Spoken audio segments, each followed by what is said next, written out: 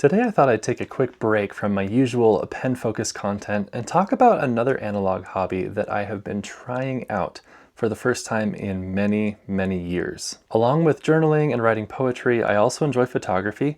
I actually took a bunch of photography classes in college and did a photography internship, but that was all digital photography. I haven't done any film photography since I was a little kid with this Canon point and shoot that my parents randomly gave me. It's been so long, I don't even remember how to load and unload the film from the camera. But I've always been curious about trying film photography again because I'm just so interested in really all forms of analog creativity. Of course, smartphones and other digital cameras can do amazing things, but there's just something really appealing about the personality of old school film. And it's making a comeback too. So when my wife came across an old disposable camera, I figured it would be the perfect low-stakes opportunity to try film photography again, and to see if I want to get more serious about it. The only problem is that this camera expired in 2007 when I was a senior in high school. So I had no idea what to expect from these pictures or if it would even be worth the money to develop them in the first place. After doing some research, I learned that you definitely can shoot on expired film, and some people actually recommend doing that as a way of doing film photography on a budget. But the longer the film has been expired, the more likely it is to deteriorate and to not produce the best quality results. And the disposable camera I used, I'm assuming, probably didn't have the highest quality film in it to begin with, and I had no idea how it had been stored for all of those years either. So I decided just to have fun with it and keep my expectations pretty low. And I have to say,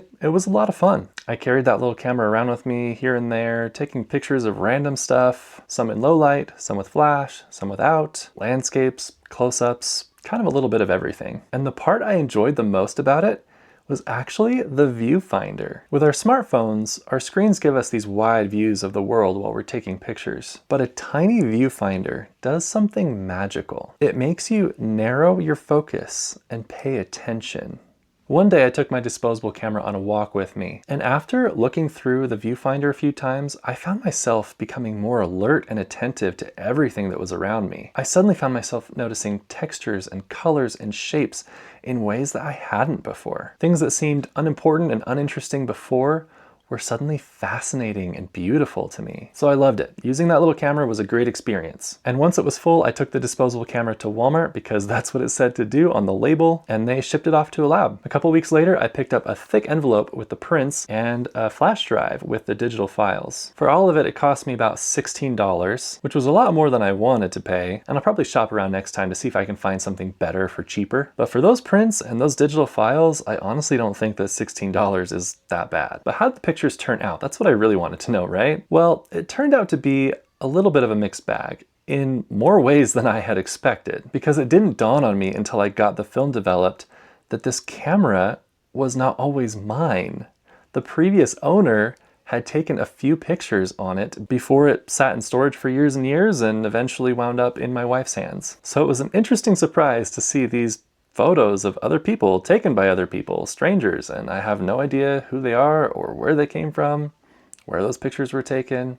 Kind of interesting. Anyway, for my pictures though, the quality was definitely hit and miss. The low light stuff was pretty bad for the most part. The shots I took indoors without the flash pretty much just turned out like this. And with the flash, this was about as good as it could do. Even some of the outdoor shots were weird. I think this is a picture of a flower garden, and some of the pictures had weird bands running through them, but some of the shots were gorgeous, at least I think so. Like this shot of tulips and this one of the Columbia River Temple in Richland, Washington. And I think the graininess just adds to the aesthetic of these shots. So while the results were mixed, the overall experience was really fun, and I think I'm gonna keep going. My wife sells a lot of secondhand things on eBay, and she comes across a lot of really interesting stuff, like this non-disposable camera I'm going to try next, and this film that expired before I was born. Now, I promise to keep my channel mostly pen and paper and journal related, but I'm curious to know if you'd like to see me try more film photography, especially with film that is well on its way to 40 years old. So let me know what you think in the comments, and I'll see you later.